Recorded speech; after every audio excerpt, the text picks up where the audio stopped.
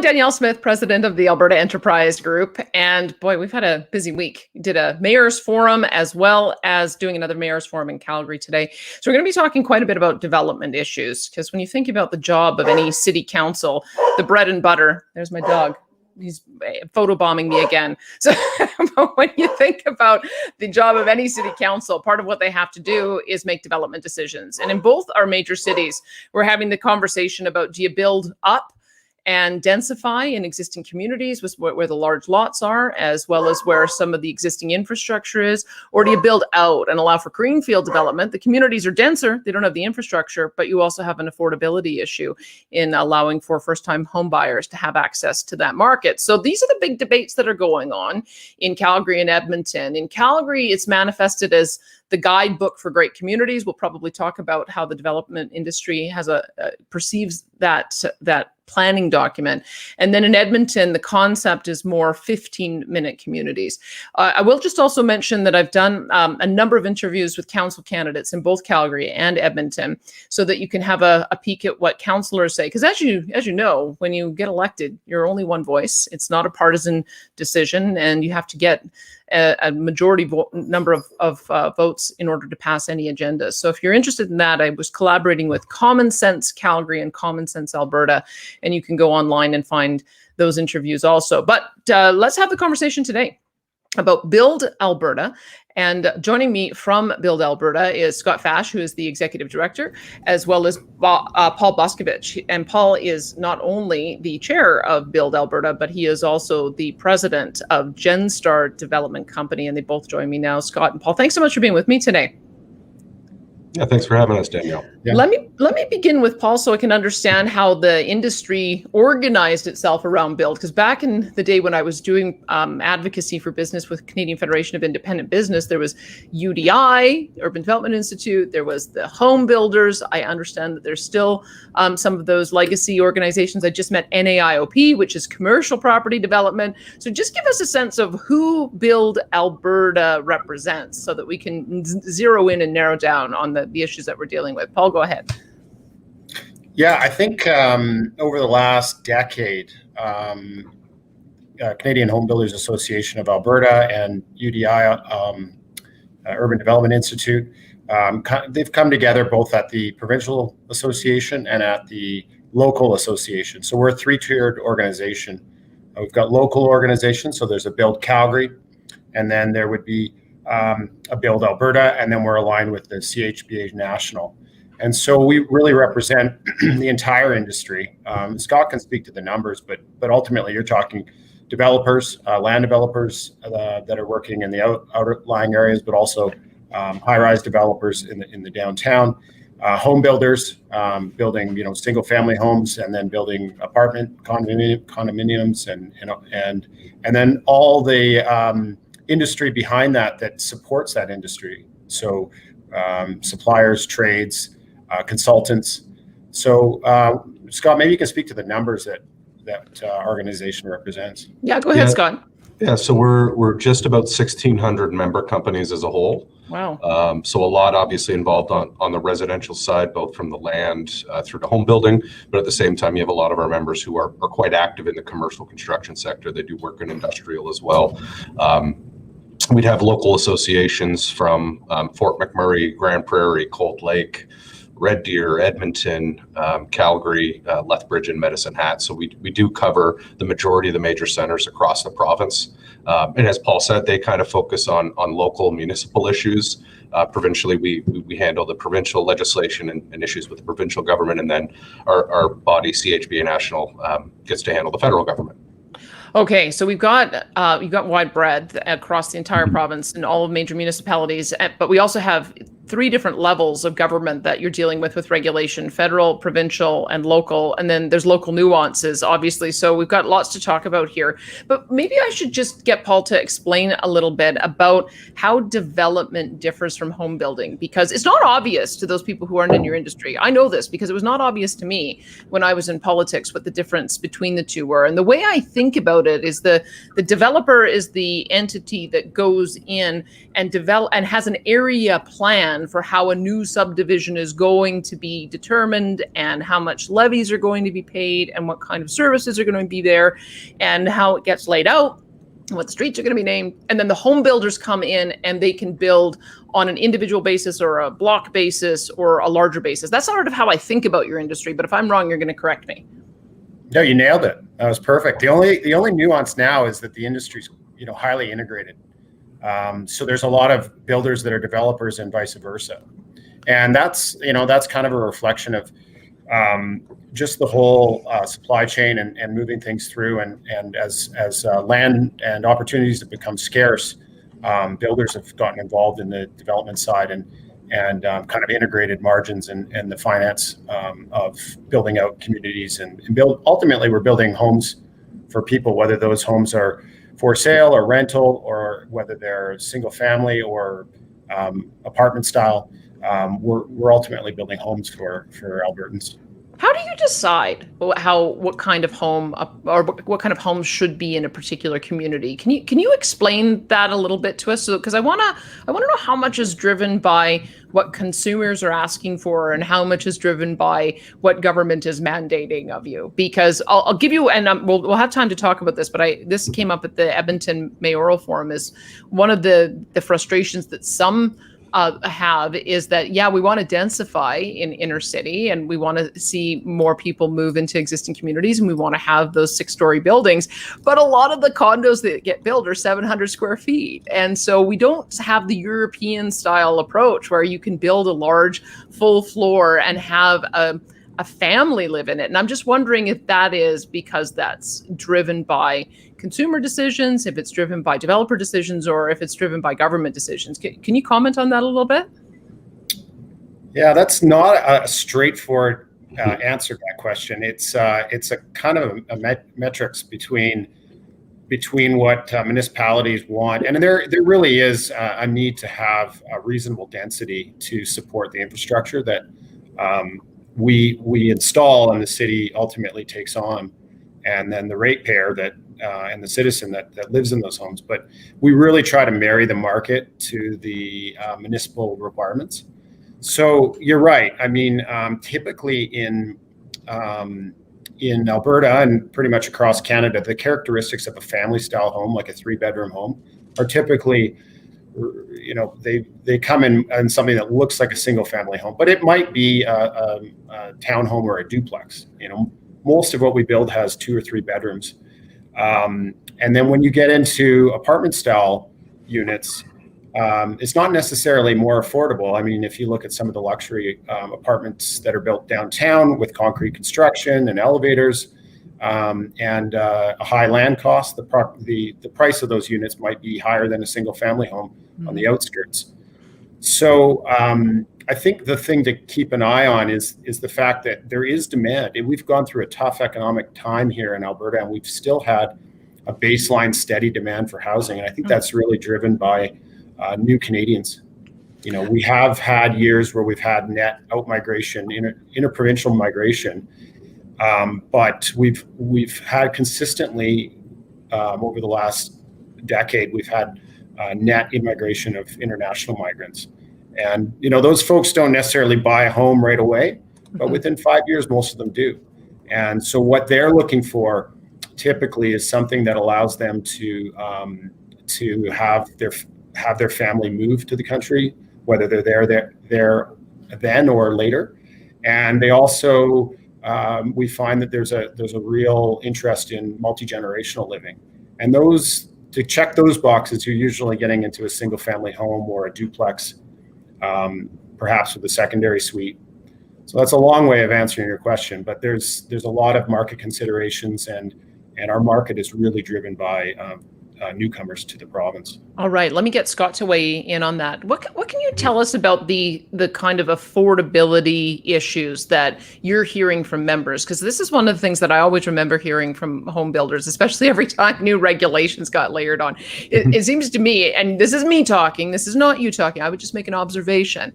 It seems to me that you end up with new building codes that come in at the federal level, and then so creates new regulations and requirements for building materials and construction design at the provincial level. And then you've got new zoning restrictions and delays on developing communities at the municipal level. And then politicians say, gosh, why is it that homes are so expensive? What's wrong with those home builders? Why can't they bring the prices down when it's their actions cumulatively that are bringing up the cost? So talk to me about how you see the affordability question and whether or not I'm onto something there.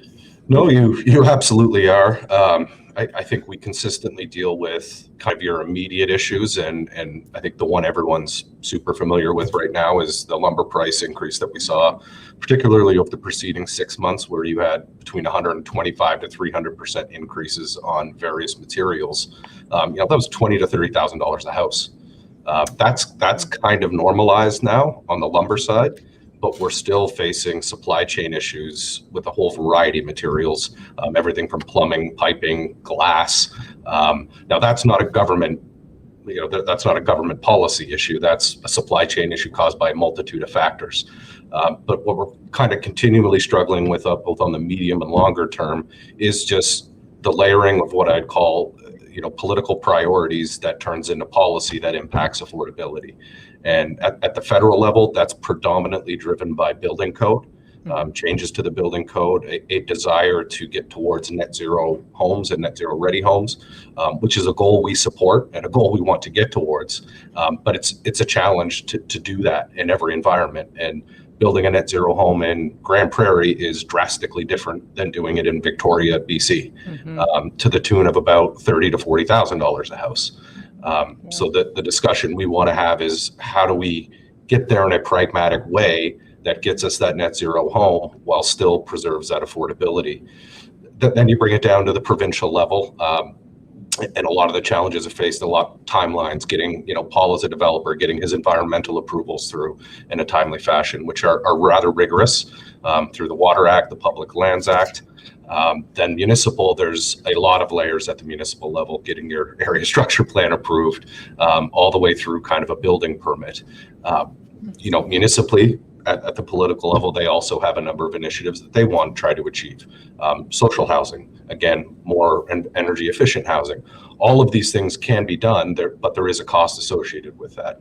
And typically that cost is being layered onto market housing, which is driving up the cost of market housing.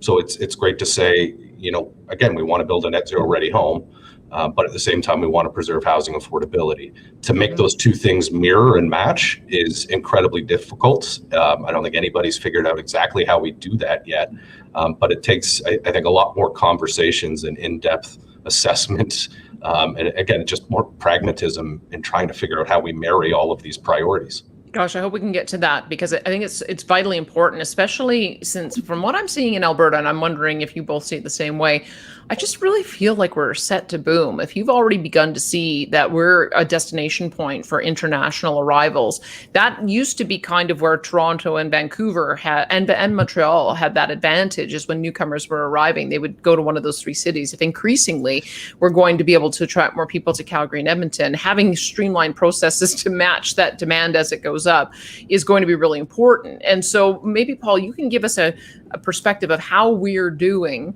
compared to other markets, because we don't have the same problems, I would observe, that Vancouver and Toronto do. And I'm not quite sure why Montreal hasn't had the same kind of massive escalation of prices that we've seen in those two cities. But can you tell us a bit about why our markets are a little bit different, and why, even though it's expensive for a home buyer going in, it's still, relative to some of those other major markets, not quite as bad? And why is that?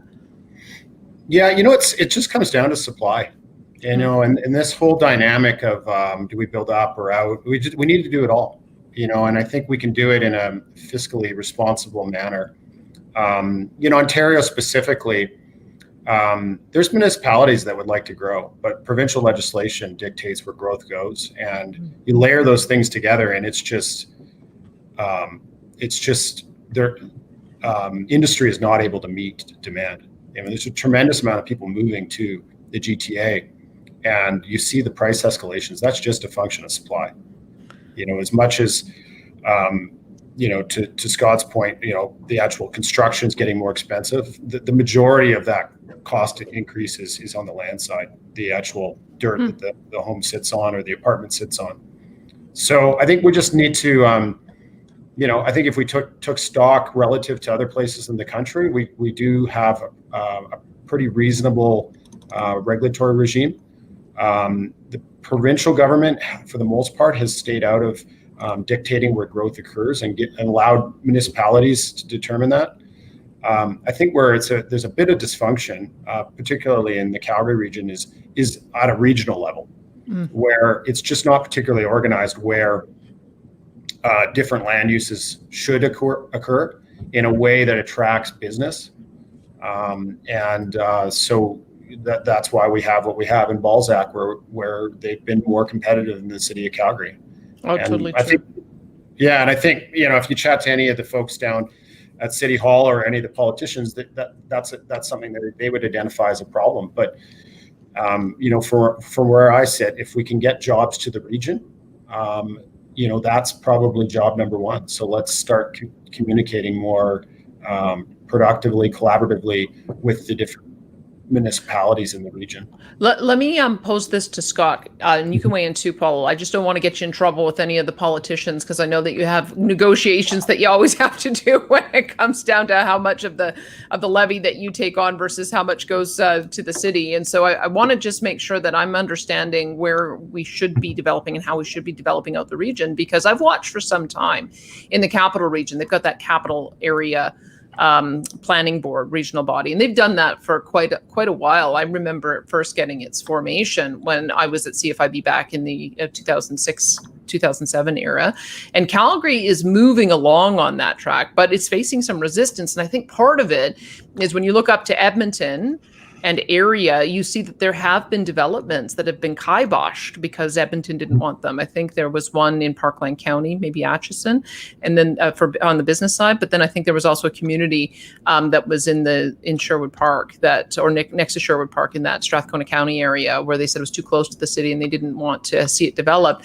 And I think that is part of what the Rocky View County and Foothills County are concerned about, is does this become the cities ganging up to decide what the planning is going to be in Rocky View County and growth areas in Rocky View County and Foothills. And so there's got to be a way to balance that. I'm not sure I know exactly what that is, but Scott, maybe you have some thoughts on that. It's absolutely a challenge, and I would say the Calgary Metro Region Board, while it's had previous iterations, it's still relatively new, and it's trying to figure its way through as it's developed.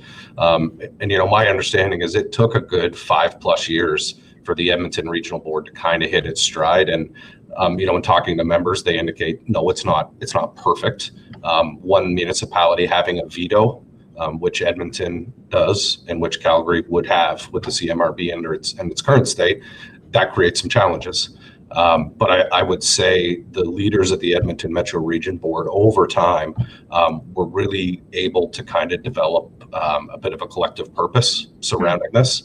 And so it works quite well at this stage. Again, not perfect. The veto is always a challenge, but they're starting to have a lot of really important conversations around shared infrastructure and shared services, which I think is really the crux of the benefit of having those regional boards. It should be less about the land use, should be more about shared services to reduce costs for residents across the region, but at the same time, to Paul's point, attract more investment to the region.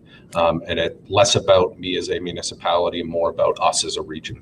Let me then, Paul, ask you about the other side of that. So shared infrastructure, sharing costs, the sticky point always becomes, how do you share revenue? And that's where I worry about the development industry, is if the politicians are all fighting over who gets the share of what, does it just get stuck to your industry? Well, let's just make those guys pay more.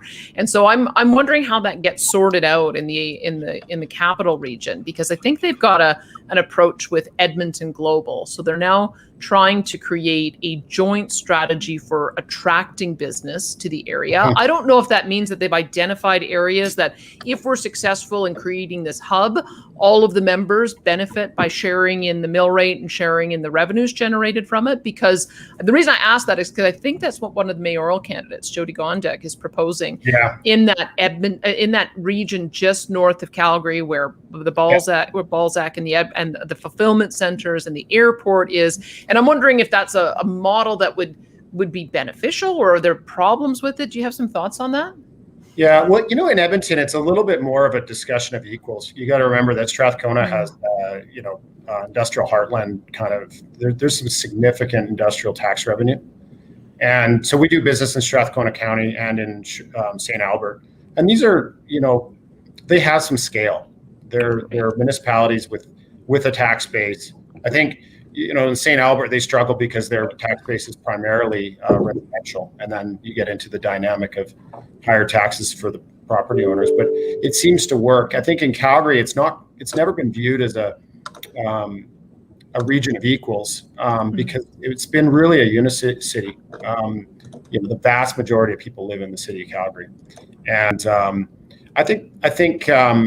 heard what Joe T. Gondek had said about the Denver model. They sort of got in a room and decided where particular types of business should locate. This is where the tech sector should go. This is where biotech should go. This is where logistics should go. And I think that's probably maybe the pragmatism that's needed to sort of sort that out. But I mean, when you look at Rocky View County, it's maybe not the same level of scale that you'd see in Strathcona County in terms of the depth of their administration or full-time staff, that sort of thing. So there needs to be some recognition that although maybe not all equals in terms of size and scale, they are all one seat at the table, and they need to respect that. I'll probably do a follow-up on this one because I think what I'm observing in cities is that they create policies that chase business out into the outlying areas, and then they're not able to rely on those business properties to subsidize the residential properties. And then they say, well, growth doesn't pay for itself because residential properties cost more to add into the system than they generate in revenues. And so then you end up with this discussion, well, we can't build out into new communities. So I just wanted you to know where my logic was in asking all those questions. I know it's sort of a sidebar, but I think it's really important for us to figure out how industrial and commercial help to subsidize the residential property tax base, because I think that's really important in making sure that there isn't a reluctance to build new homes. Now, I don't know who the best person to put this to, but I'd like for you to dispel some of those myths, because when I hear growth doesn't pay for itself, I go and I look at these homes, and in these new communities, they're absolutely beautiful and the home construction's awesome. And I look at the property values and they're very high. And I know that our property taxes are based on the value of the home. And so I'm thinking, how could it be possible that the developer pays for all the infrastructure to get that community built out? All these homes are built here, and I keep hearing from politicians, sorry, we can't put in a fire hall, we can't put in a police station, we can't put in a school, we can't put in any of the other facilities that are needed. There's a disconnect for me. It seems like it should pay for itself, and I don't understand why I keep getting told it doesn't. Maybe I'll get Scott to answer that first, and then we'll go to Paul. Yeah, I think that's something we often hear from particularly municipal politicians, and maybe that was the case a decade or two ago. I don't think with the legislation and regulations we have in place that has been the case. For the 8+ years I've been kind of in this sort of role. So I mean, you mentioned part of it. So as a developer, you go in, you get all your approvals, you go through the process, you then pay for all on-site infrastructure. Everything, the pipes, the road, the water, the sewer.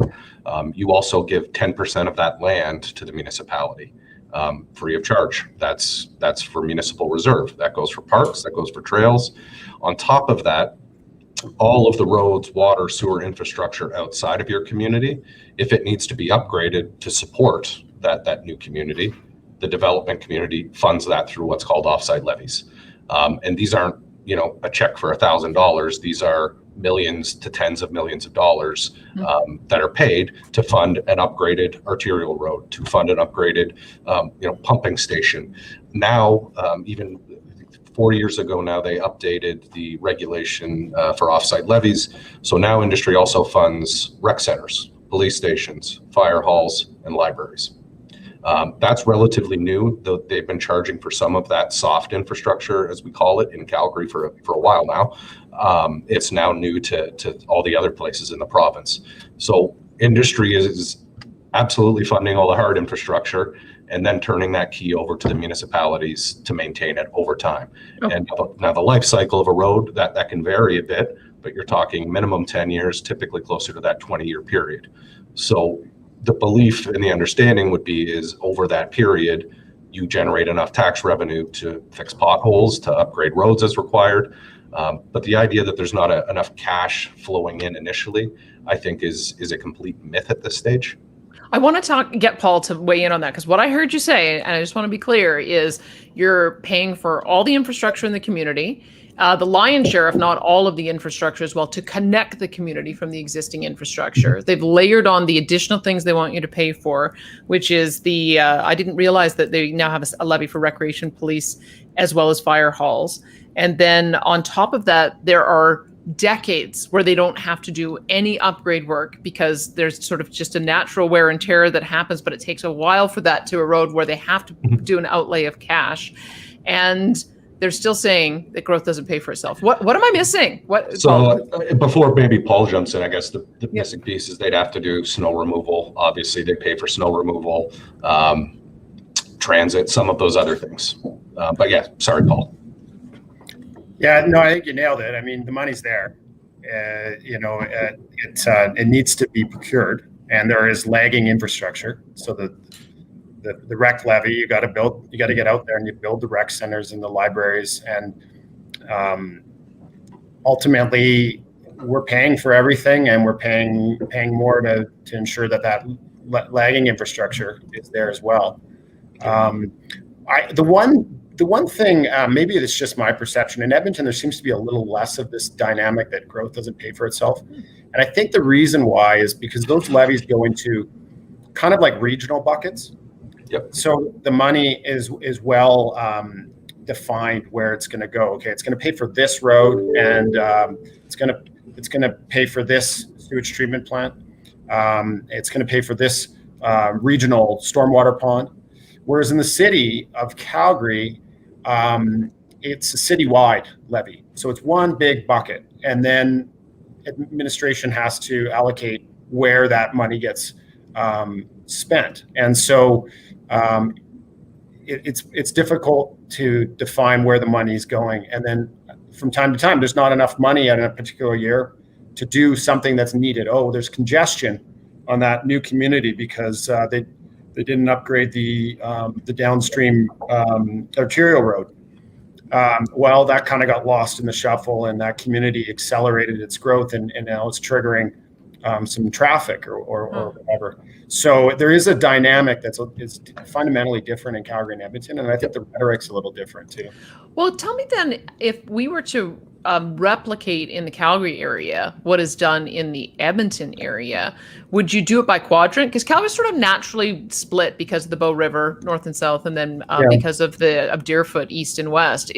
Would it make sense to say that new communities built in the quadrant of northeast would have a bucket of money that would then go to do the upgrades in the northeast? Because I must tell you, talking to all of the candidates, it's quite remarkable.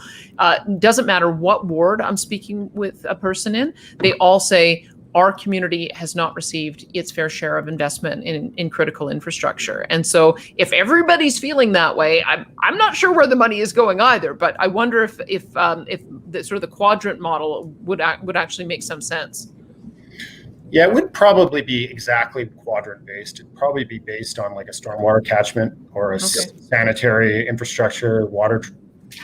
In Edmonton, those sort of catchments overlay, and it gets quite complicated. But in general, I mean, you'd be looking at not one community, but a large area of development, thousands of acres that would contribute over decades, that would contribute to that leading and lagging infrastructure. And the city has they have construction programs. They're building a lot of this infrastructure, but allowing industry to build more of it perhaps would allow for a more efficient procurement process. And we've done what we call construction management agreements, where developer says, okay, this is something within the leading infrastructure that would typically be paid by levies, but we'll complete the work, and then you can pay us back, and then all developers in that basin will ultimately pay it back. But where they're really trying to avoid getting ahead of themselves with these front-ending agreements, where we go and front-end something and pay them back over time, they're really trying to keep development, the offsite levy budgets within the time frame that they're comfortable. You've got development occurring in all four quadrants, and so it's a complicated dynamic within the city of Calgary. And there is no silver bullet answer. It's just the way it's evolved, and it just needs a lot of oversight and transparency in order to keep the industry happy, in order to keep the city happy. Sorry, let me try that again. I don't want to leave this point that Scott had raised. Yeah. And I don't also want to create a new target on your industry, but you did raise the issue of operating costs. And that, I wonder if you can counter that argument, because I think I'm trying to remember the debate. There was a debate about approving 11 new communities. And the argument came down to, well, we can't afford to build and staff the fire hall. So you've told me that the construction side is taken care of. So it must be on the operating side. But I would think if you bought a home, you have a reasonable expectation that there's going to be a fire hall nearby to put out a fire if it lights. There's going to be a reasonable expectation that police are going to be in your community. There's going to be a reasonable expectation that you'll have transit.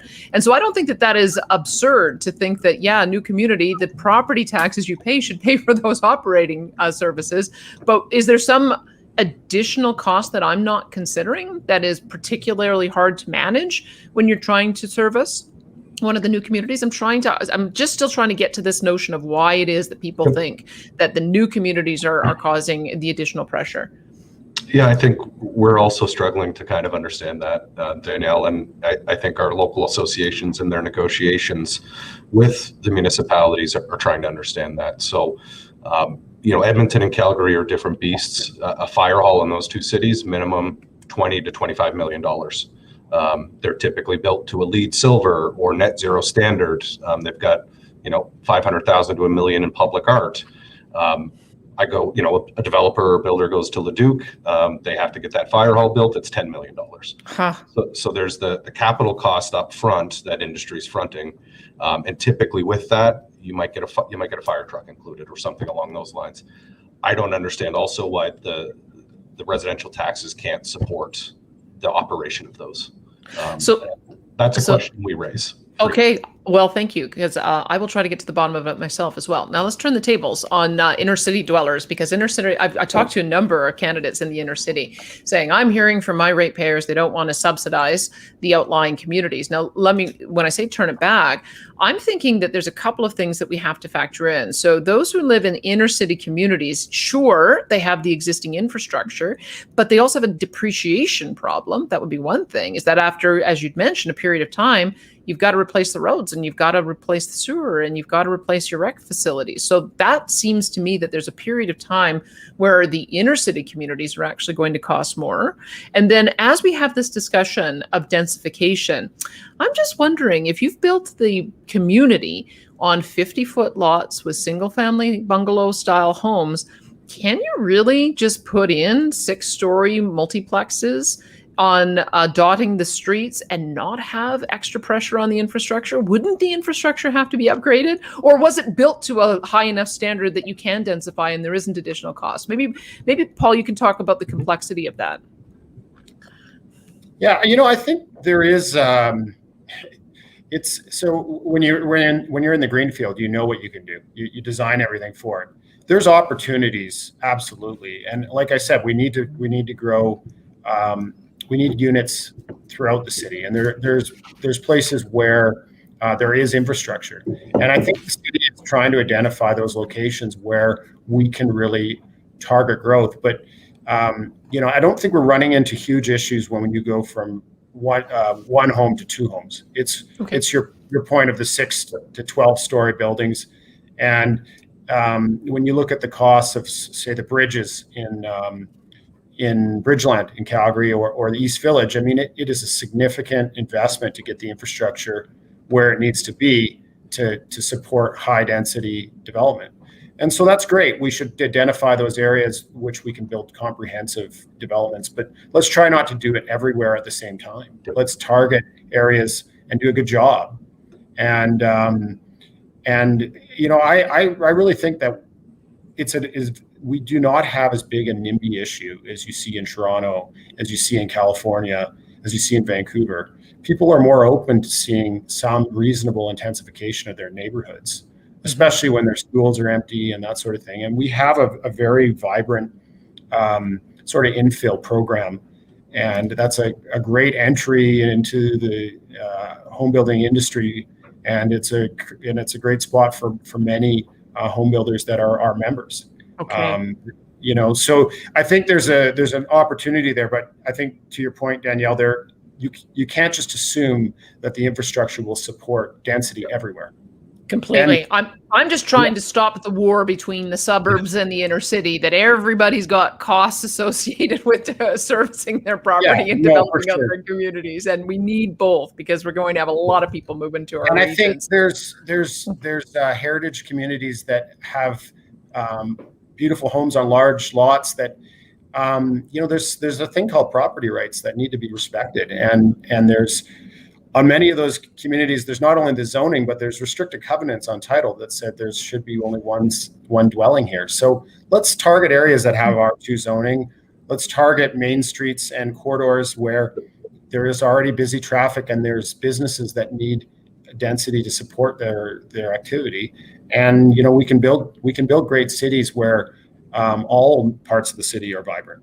Totally. And I mentioned this to you off the air. I went to see Chestermere. The former mayor, Patricia Matthews, showed me around, and she showed me a community that met that new densification target. I think it's 7 units per acre. Is that what the new densification target is? Yeah. And but it had some of those heritage large lots. It also had regular single family homes, and it also had multifamily. And she said this meets, if you look at the whole community, it meets the 7 homes per acre, but we did it in a different way. So I think there is a way to accommodate it all. But you mentioned something about property rights, and I'm a property rights advocate, but I'm not so sure that we have property rights anymore.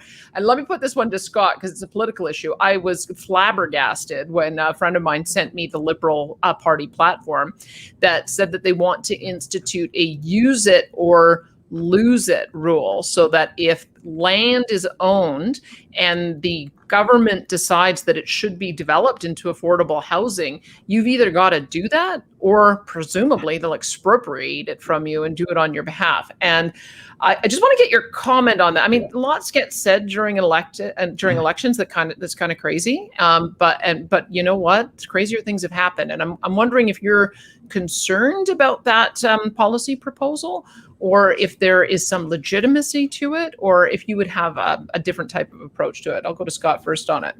Yeah, I would absolutely be concerned with that. I think everybody should be a little concerned with it. It's not as probably as big of an issue here that you would see in other jurisdictions. But yeah, there are vacant properties, and the reason they're vacant is typically for a reason. If it's in an inner city, it's either the cost to develop it doesn't make sense for the time, given what the city zoned it at. Maybe they want high rise, and that's about it. Well, maybe you as a developer can't make the math work on that. So you're not just going to build it and lose money. You're going to wait till either the market makes sense, or at some point dispose of that land. Alternatively, you've got a lot of sites that have significant contamination issues. They're brownfields. They take years and millions of dollars to get up to a standard to be ready to build. And that makes sense in some areas. You've seen some of that along White Avenue in Edmonton. But those sites were vacant for a very long time before the math made sense. So use it or lose it. I mean, if they want to then take that land and then somehow make government social housing, I don't know what the overall plan for that is. And I think I know I'm pivoting a little bit, but commitments from a few of the parties to go and build homes, that's just not what government does. So I don't have a ton of understanding. While I appreciate the thought, and I think industry would support, let's build more homes. That's not something typically government's been very good at doing. Yeah, and I'll ask you to comment on that, Paul, because there's some I've watched with some interest the Blatchford development, or I guess they've only got 20 homes, townhomes that have been developed on that. For those who aren't familiar with the Edmonton area, the Edmonton City Centre Airport was closed down, and they had this great idea that they were going to build a net zero community, and it was going to have geothermal to heat and presumably power it as well, but it was going to be a green community. And we're over 10 years later, I think, and it still hasn't developed. So I put it back to the reason I wanted to frame that out is I wonder if before cities get empowered to start stealing private property, I wonder if there's a lot of government, city-owned land in both the municipalities that they should be looking at finding ways to develop out first. Do you have some thought on that? Yeah, I mean, we're in a country with one of the largest land basins in the world. I mean, I think that, that sounds like the stick. There's probably a few more carrots that you've got a vibrant development industry in this country. You could probably use the carrot a few more times if you'd like to incent industry to build whatever you want built. I mean, the Canadian housing strategy the Liberal government put in is there's some good programs in there for below market financing that allow for slightly below market apartments generally across the country, and also incenting development that's not net zero but more environmentally forward development. So there's been some good policy brought in to get product built, but I don't think that's going to happen. I think there's all kinds of challenges around that. I sure hope you're right. Let me just go back to Scott for a minute, because I mentioned the Liberal platform. Is there anything that you've seen in any of the other party platforms that give you pause for concern, or give you optimism that, whoever gets elected, they should adopt that idea? Because affordable housing is featuring prominently in all the main party platforms. I think the piece of optimism is there's finally seems to be a realization across the board that supply is a significant issue. And I would say our national body, CHBA, has been beating that drum for a decade to not much avail. So I think we're quite happy to see that. And just for context, in Alberta, and at both Edmonton and Calgary currently have more inventory of new housing than the GTA and Greater Vancouver. That's crazy. Yep. We're a quarter of the size, maybe less, and we've got more housing available. So maybe Paul, you should give me that statistic, because there is a way of us looking at what the housing stock is relative to more affordable markets. And you mentioned it in one of our earlier calls. Can you sort of map that out? How do you measure it? Well, I don't have that number in front of me, or I think maybe that when you talk about the federal election housing plan, something that's buried in there. Just to pivot a bit, it's probably more important than any of this is the plan to increase the immigration numbers from kind of roughly 300,000 to 400,000. So when you do that, I mean, we've got a housing crisis in two markets in the country, and I guess that's a broad statement. In the GTA, that's one huge housing market.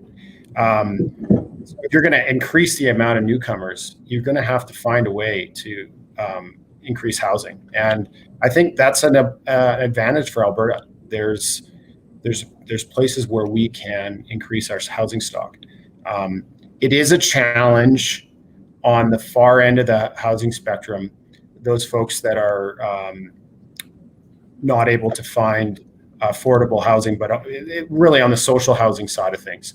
And that's really where I think a lot of emphasis has to be put to getting some additional stock built if we want to address that social issue.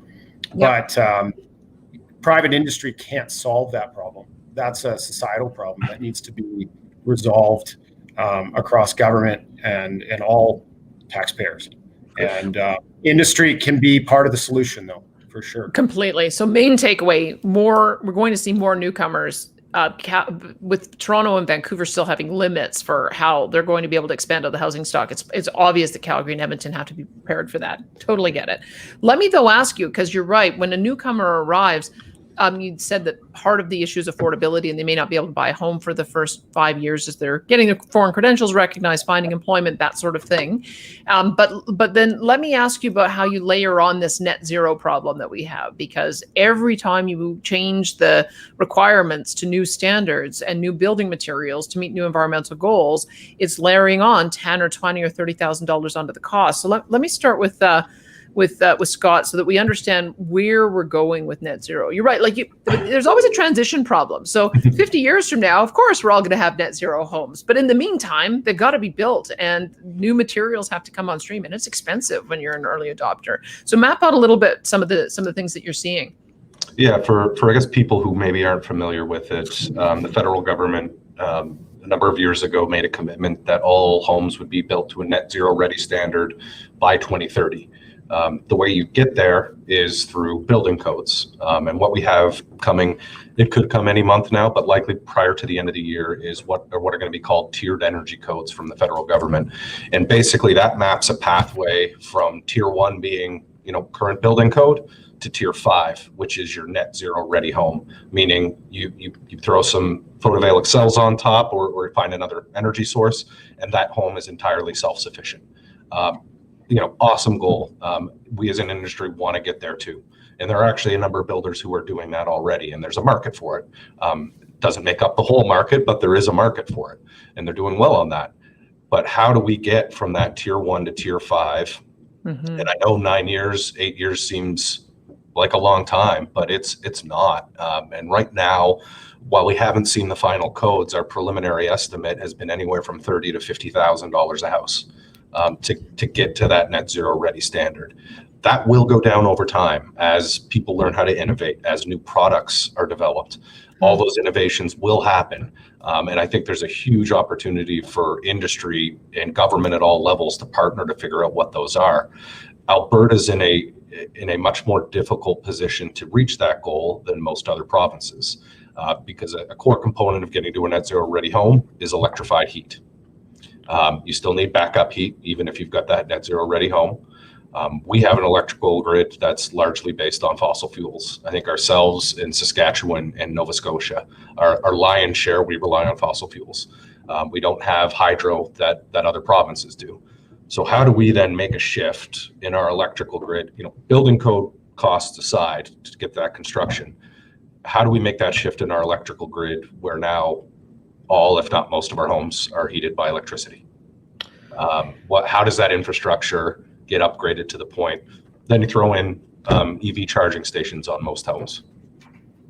And that's not an answer and I'm not expecting that there's an answer right away for a lot of these things. It's what my hope is that we can at least just start having that pragmatic discussion about how we realistically get there instead of throwing out targets that just can't realistically be met. Well, if you ask Elizabeth May and the Green Party, they think it's wind and solar, and then we use battery backup and wind and solar, and that's going to solve the problem. I don't know. Maybe you're not the person to ask on that, but that seems to me that even if that was the goal, I'm not sure that can be done in 8 years either.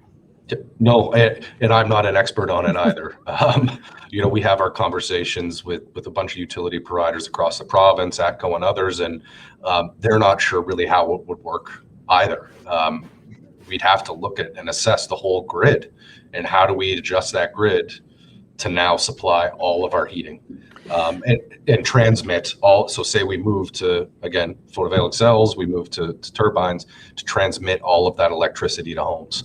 It's going to be a challenge, and I'm not saying it's not doable, but it can't happen in 8 years, I don't think. Well, I'm going to argue that it could probably happen if we embrace hydrogen as a fuel source with carbon capture, because then you get to net zero by capturing the CO2 and putting it underground, or you get there by small modular nuclear reactors. But again, I don't know that we've got any market rollout on that. We've got an agreement in principle to build them, but it's not going to happen by 2030. But let me turn to the development side of things. So if this building code comes down, and that's the edict for where we want to get to, how does that change the decisions that you make about how you construct a home? Because I would observe that electricity prices, they're a lot more expensive than my natural gas prices. I've got a business where I had to make the decision, do I put in electric baseboards or do I fix the boiler and go natural gas? And hands down, it did not make sense to go electricity. Way too expensive, especially when you factor in the distribution and transmission charges. And so if that was the decision I had to make as a small business owner, I can only imagine that that additional cost is going to factor into decisions for home buyers. But tell me what the development community and the home builders are going to do to respond to those building codes. I'll leave that to Paul. Yeah. We don't have a silver bullet answer at this point. One thing from a big picture perspective is, we're adding incremental housing units, but the vast majority of the housing stock was built prior to 1990, say. And you buy a house that was built in the 80s. I mean, those were lean times.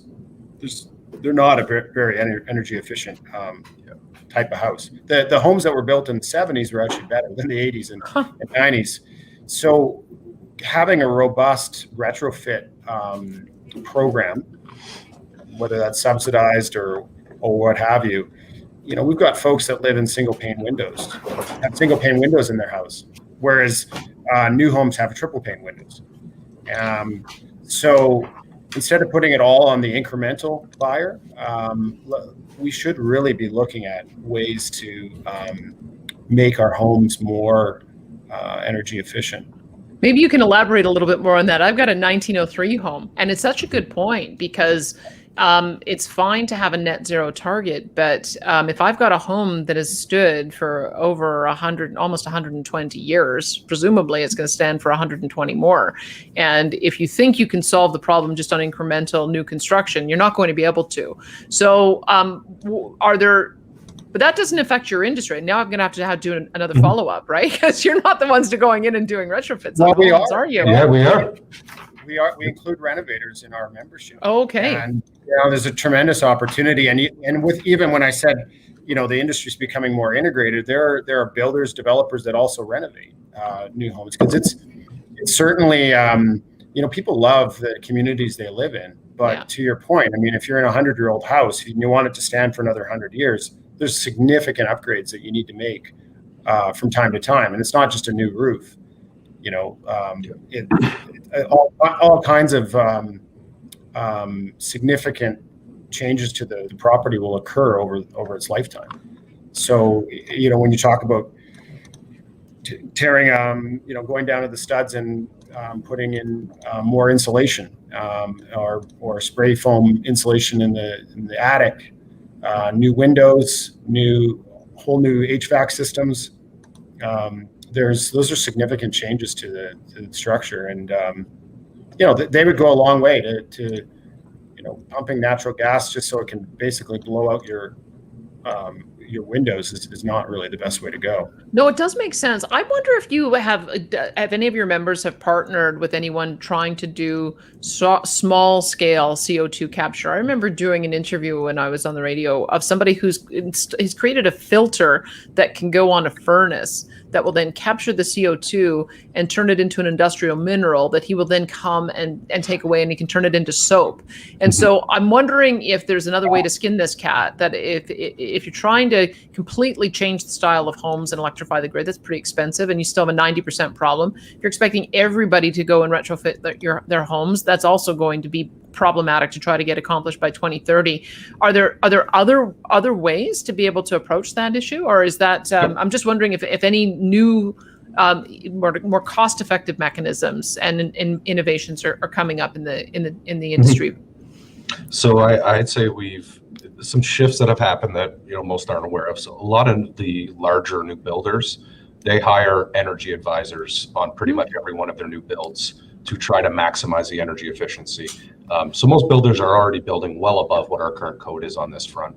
We also have some other builders who are actively partnering with ATCO and other groups to try to actually test out new technologies and new innovations.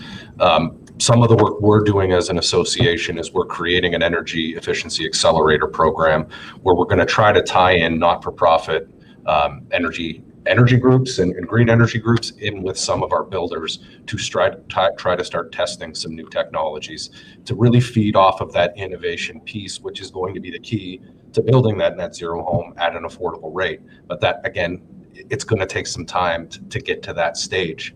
I think another important point is we talked about retrofits, a slight pivot here, but we're getting a tiered energy code for new buildings this year. In Alberta, we then adopted a year after. Once the federal government adopts that, our understanding is they're then shifting to starting developing a retrofit code. Oh. Meaning, if you are doing a substantial renovation on your home, in theory, and I don't even know that they've put pen to paper on this yet, but the intent is you would have a code you then have to comply with. And if you're doing a substantial reno, you then need to bring aspects of your home up in terms of energy efficiency. So people might be stuck with very difficult decisions in terms of, well, I want to redo my kitchen. But if I do that, I need to re-insulate my entire house. So what you're telling me is I better get my renovation done in the next 2 years before this new code comes in, because otherwise I'm going to get some sticker shock. Or maybe just do it in a series of small renovations. Yeah. All right. My plumbing's leaking. So we were just talking this morning about maybe it's time to get the bathroom done and fix our pipes. We've got that PVC pipe, that gray stuff. So I know it's got to go. It's totally got to go. All right, let's bring it down then to the provincial level. Any more that we need to be aware of, other than we see the federal codes pass probably before the end of the year, and then a year later the provincial codes come up? It sounds to me like our provincial government's got a pretty light touch when it comes to land issues. I think the only problem I've heard of is up in Fort McMurray, that it's really difficult to get the Crown to release land so that it can be developed. And it's part of the reason for the escalation in cost up there. If they were a little less stingy on allowing developers to develop out more communities, then we might see the affordability aspects addressed there as well. I don't know if I'm overstating it or if that problem's been solved, but generally speaking, it doesn't sound to me like you've got many problems with the provincial government. No, they've been pretty effective to work with over the last 2.5 years. We've been able to really, I'd say, tidy up some legislative and regulatory issues that were causing some, I would say, just unnecessary headaches. They have streamlined environmental approvals rather significantly. So it's still just as rigorous. They've just streamlined how it's done. And, you're talking about approvals that used to take on average 8 to 14 months. And a lot of those now are being done in under 3. With commitments to further streamline them, knowing that it's constantly a work in progress.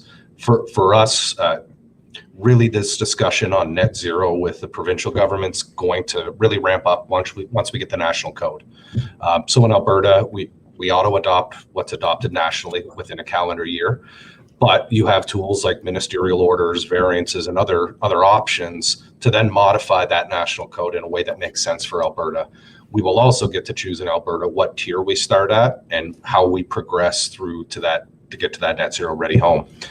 So those discussions we've had them obviously a lot with ministerial staff, but until we kind of get that large stack of revised building code, that's where it's really going to ramp up with the province.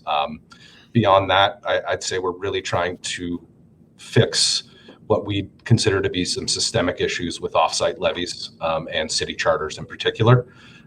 There's some really broad authorities provided to Edmonton and Calgary through city charters, which create, for one, a bit of an unlevel playing field. 2, industry doesn't really understand how it's going to work. And 3, there's really no limit on what they could charge industry with in terms of the new levy. It's just left very broad. Beyond that, oh, sorry, go ahead. So let's turn our attention then to the municipal level. I'm glad to hear you say that, because I've spoken with Environment Minister Jason Nix, and he's told me that he has really expedited approvals. So I'm glad to see a tangible example of that. So thanks for confirming it. It might have been one of our biggest issues, like in terms of holding back development, and now it's not an issue at all. So that's fantastic. Okay, so then let's talk about the municipal level, because I always like to tell the story of Lance Gilman, who, when we took a trade mission down to Nevada, he built out the 107,000 acre business park in Reno. And part of the way he did it is he attracted Elon Musk as an anchor tenant to build his gigafactory for batteries. And Musk initially didn't want to meet with him, didn't think that it would work, because he said it'll take 4 years to get the approvals. And while they were sitting around a card table, they signed the permit to get him started. And that's their policy: is you can get a grading permit in a month, you can get a building permit grading permit in a week, building permit in a month. And when we called Lance Gilman back, he said that they've already sold out the 107,000 acres. Now they're moving on to find a new site. Now that's on the industrial side, but I get the sense that our municipalities don't move that quickly, that you can't actually get things approved within a month and get shovels in the ground. So Paul, what's the experience on the ground when you're dealing with cities, especially since you deal with all of them?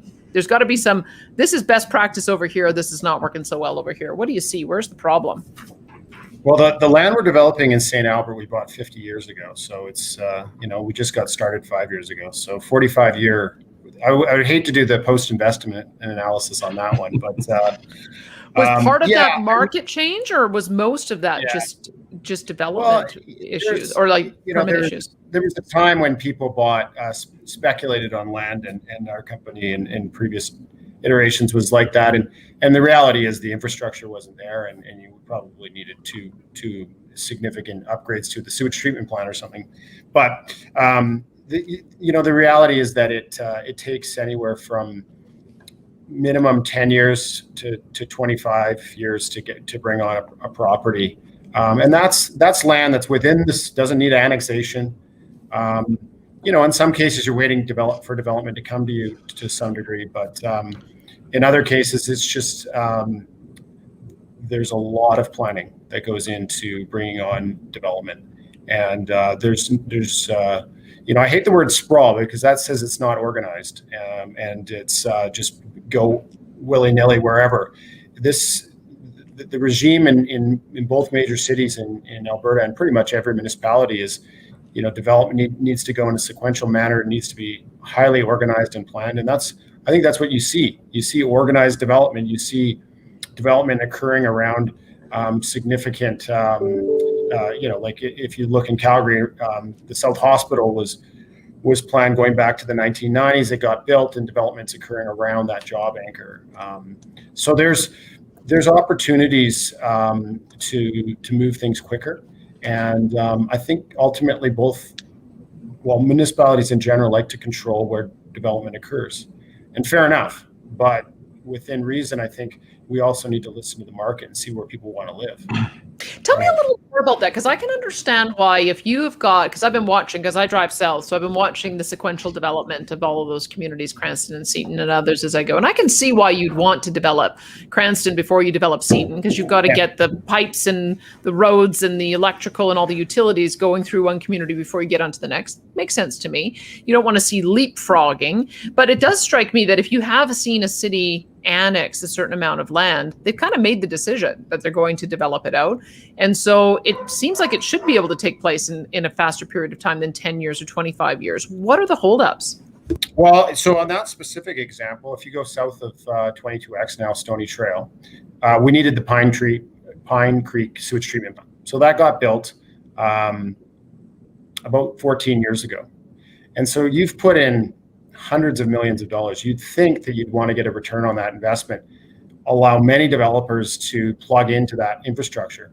And where the holdups been is the pipes that connect to the facility and the planning approvals that kind of tie in with that infrastructure. So you've seen, areas like Cranston move forward, but then you've hit a wall in Seton where you've only had basically the commercial, and now more recently you've seen that sanitary pipe that connects to Pine Creek be installed. That just went in last year. Now you're seeing residential development occurring. So, you've got the administration determining where growth occurs within that basin, where industry would say, look, you put this, hundreds of millions of dollars in, it's probably $500 million or something into this sewage treatment plant.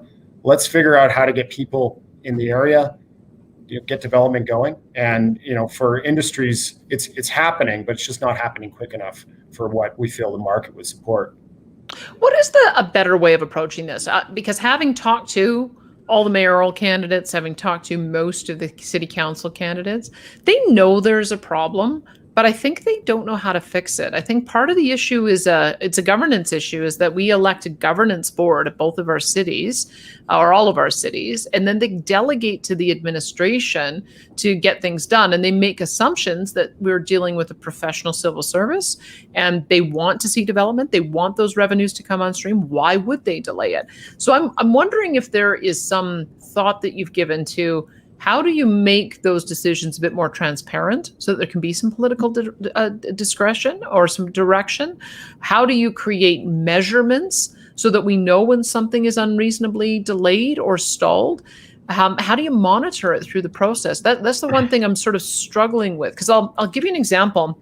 I talked to somebody who built a big tower in Edmonton, and they talked to me, and so this is again on the commercial side, but they described it as a bit of like a concierge service where there's 5 services managers in a particular department, and then as they're going through this major, I think it was $100 million or $150 million project, they're able to troubleshoot, meeting every single week and the city comes with their questions, and they come with their answers, and they come with their questions, and vice versa. And then they just work it through step by step and solve the problems. And if there's a barrier, a difference of opinion about how to proceed, then you escalate it to a manager, and then it gets resolved. And the example that was given to me was that I guess the building codes require that you're supposed to have a 10-degree angle going into parking, and they wanted to do an 11-degree angle because it allowed for them to pour the cement in a certain way that would give them 4 more parking spaces. Big deal. But you know what? They couldn't get the civil servant they were dealing with to move. Called in the manager. It got resolved because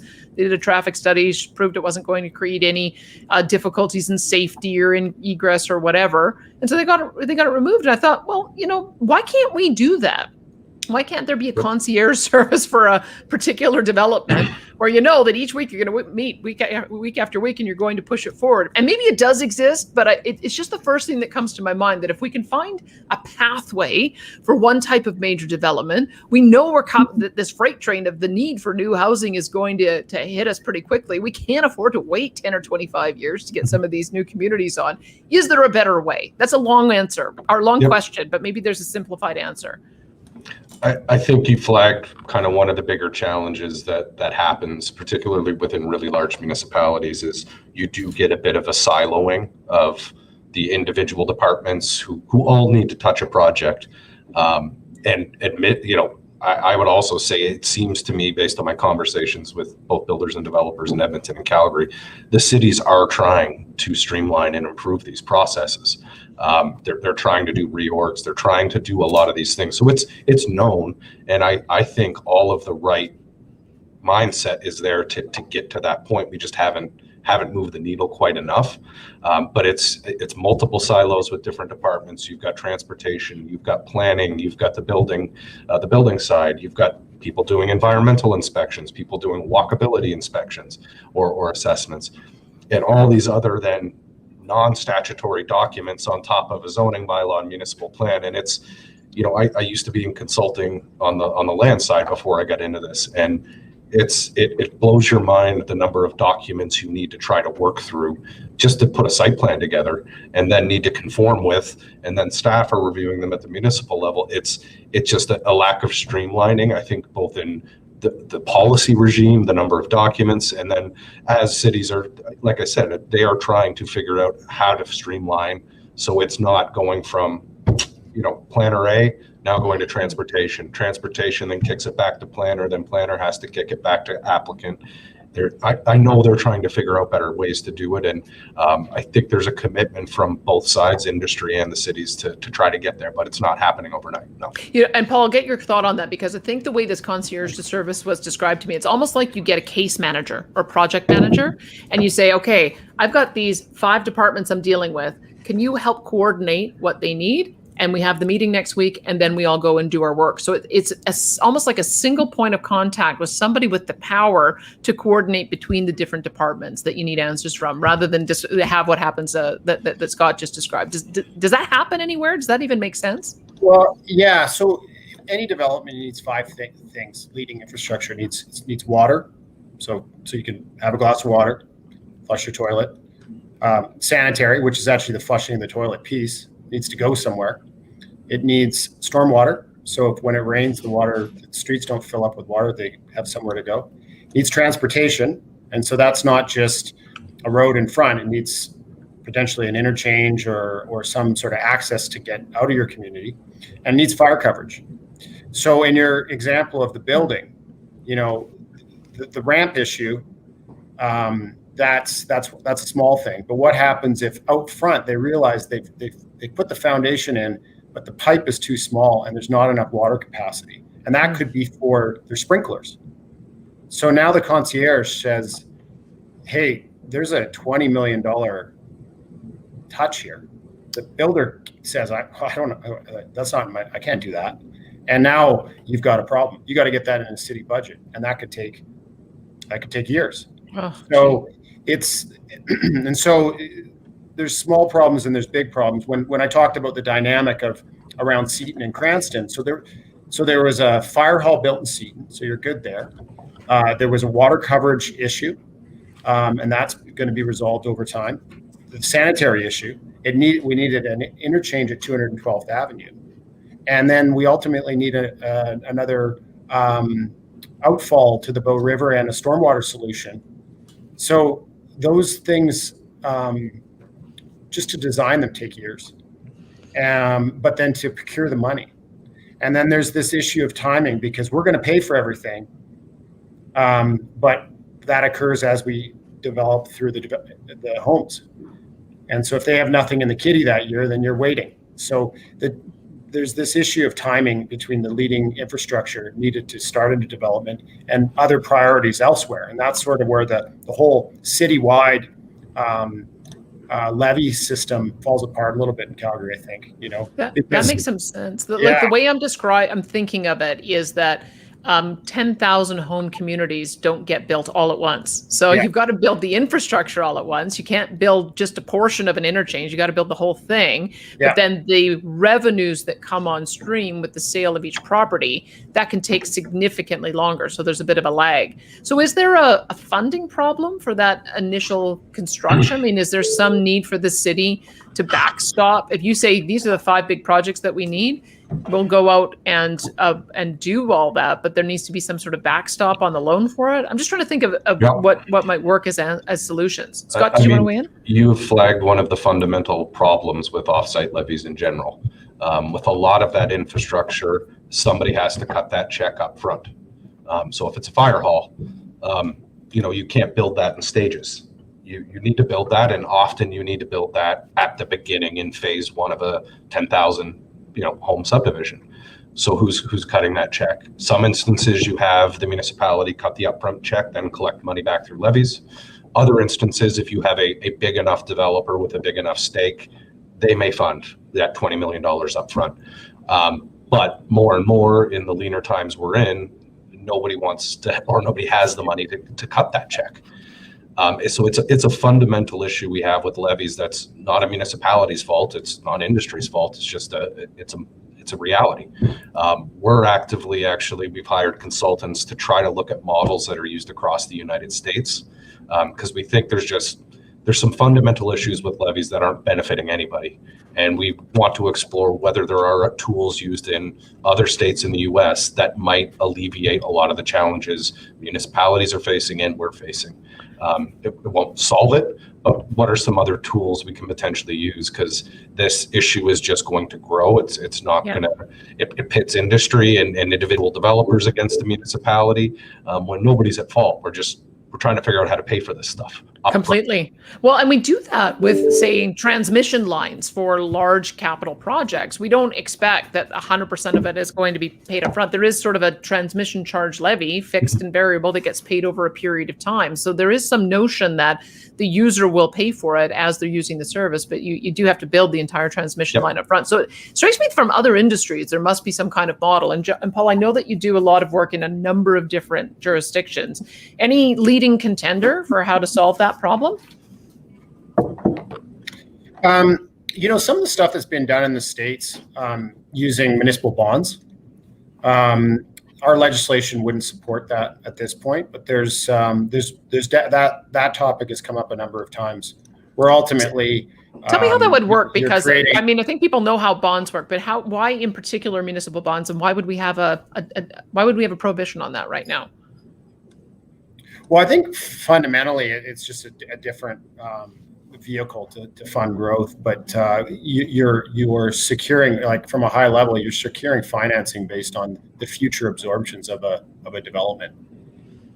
So if there's 1,000 units, there would be a charge on those units until the bond is paid.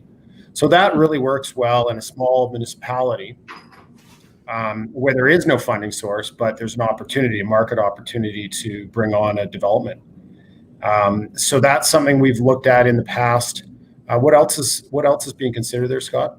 Can I just, before you leave that one, I just want to say that Marcel Latouche, who is with the Institute for Public Sector Accountability, I've interviewed him since going back to my Herald days, and he is such a fan of municipal bonds, because one of the things he even said is, even if you wanted to have a major recreational project, call it Arts Commons, or call it the Fieldhouse, or call it the replacement for the Stampeders Stadium, which we ultimately need, or call it Rogers Place, or even the new sports center in Calgary. If you had a municipal bond, then those people who wanted to also fund it and receive a return could do so, because you'd be able to generate money that way and have the bondholders pay for it over time. So I think that it also solves some political problems on some of the thornier issues to get approved. So I like the idea. And so is that a municipal government, or sorry, that's got to be a provincial overriding legislative issue that has to be solved, right? Okay, perfect. But it could be, you could put it into the two city charters. I mean, we're talking about Calgary and Edmonton saying we need to do things differently. Why wouldn't they even advocate for that? Because I can see that being a really useful tool.